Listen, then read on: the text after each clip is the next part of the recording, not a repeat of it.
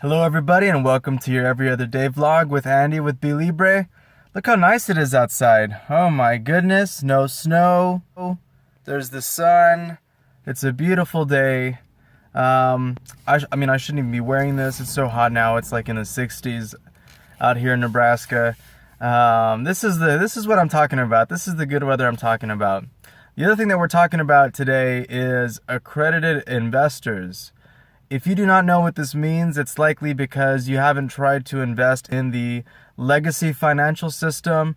I'm talking securities up in New York, the Northeast, financial instruments that are okayed by mainly the Wall Street types. So these are investments, hedge funds. These are those big, heavy investment types where you need to have a lot of money to be able to reach out and invest in these types of investments. Accredited investing, or rather the accredited investor, is a person who must be okayed by regulators. I believe it's the SEC, might be together with some other regulatory branch. But the idea is that you cannot invest in these Wall Street types of investments unless you have a certain threshold of money. I think the hardest requirement to meet is the money requirement. I don't remember if it's that you must have over $100,000 in net worth. It's something like that, something to the tune of that. I have a big problem with the concept of accredited investing. I've seen a couple of commercials. I forget what I was watching. I forgot what I was doing, that I saw commercials for investments. And I thought, man, that sounds like a cool idea. I want to invest in that. And so I Google it up, I look it up, and it turns out I did not have the accredited investor status, nor did I meet anywhere near the requirement that's necessary. So I'm a younger guy. I'm 29. I will say that I'm doing okay as far as my net worth. Unfortunately, I have student debt, so that unfortunately drags me down to below the accredited investor amount or requirement. That means I can't invest, even though I might be extremely educated, extremely aware of the risks involved with investing. I cannot be an investor. That to me is a problem. What is also problematic, from what I understand about the accredited investor standard, is that it seems to me like a lot of investments require that you put down just a big chunk of money into an investment. So the only way to properly invest in anything is through means of dropping thousands of dollars into an investment. You can't go into an investment with very little money, slowly start to put money down to accumulate into an investment. Not that I know of, not that I'm too aware of.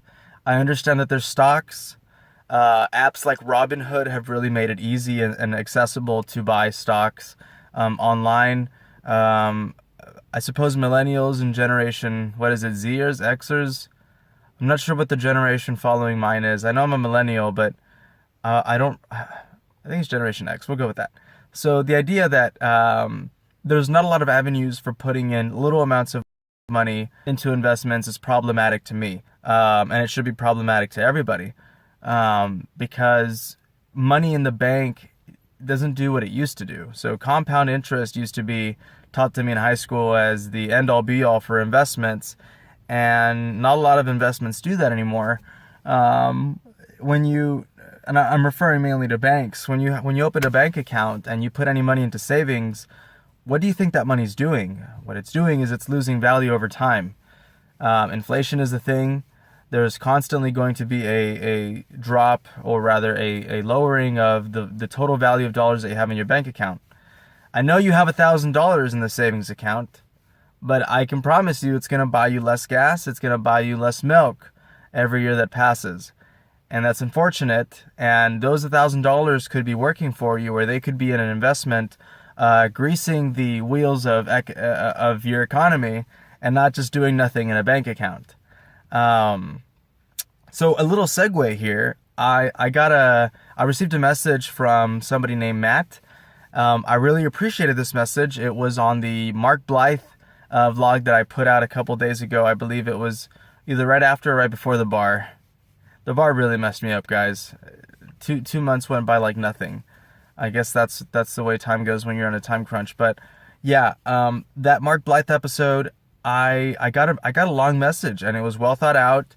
There's a lot of thoughts, a lot of meat on that bone, by this guy named Matt, and I would love to go over each point, because I think he put up to 10 points. I tell you guys, this guy really went out of his way to write to me, and I really appreciate that. And I think the best thing I can do with it is take each question, and I would like to parse it out. I would like to what's the word? I would like to take it apart piece by piece. So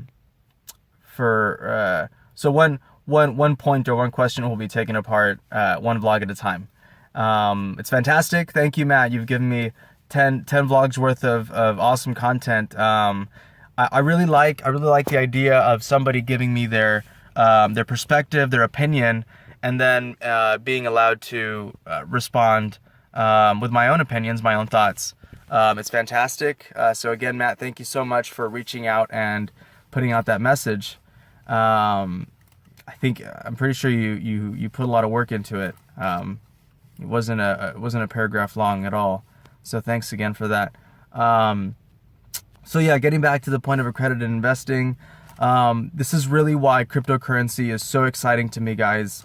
You can put so little money into any project because you believe in it, and you could turn $20 into, and obviously this isn't me telling you that any crypto project you put money into is going to give you returns, but I do like the idea of maybe younger investors who have a lot of time and a lot of time to work and very little money to show for it, unfortunately. They should still be putting money aside into investments. The way I tell people is doesn't matter what demographic you are. I think 5% of your portfolio is an okay amount to start with cryptocurrencies. Some people do a lot more. I believe in it. I understand it to an extent. There's so much more to learn. This is extremely new technology, despite it being around for 10 years. But still, I'm pretty sure I'm way over 5% of my investment. So far, so good. But yeah, guys, the crypto space levels the playing field. You don't have to reach out to anybody or ask for permission to invest in any crypto projects. You merely put up the Bitcoin, shut up, wait, relax, watch the project, follow it, ask questions, be diligent. Of course, be diligent before you put any money down. Let's turn that around. First, you do your due diligence, then you invest. But the idea that the ground floor has been lowered, you don't have to be in New York anymore. You don't have to be an accredited investor. You don't have to be a part of Wall Street to invest in really exciting projects. These are just starting out. I understand. They have yet to much for the investment been likely made on behalf of the world into these crypto projects. But hey, the internet didn't start bearing fruit until 20 years later. People thought that the internet was a waste of time, a waste of resources. People are saying the same thing about Bitcoin today. Doesn't mean it's the same thing, but I believe Bitcoin has solved a problem the same way the internet has as well. So yeah, those are my thoughts on today. Please like if you like. Please share with a friend. Please subscribe. Talk to you next time. Bye.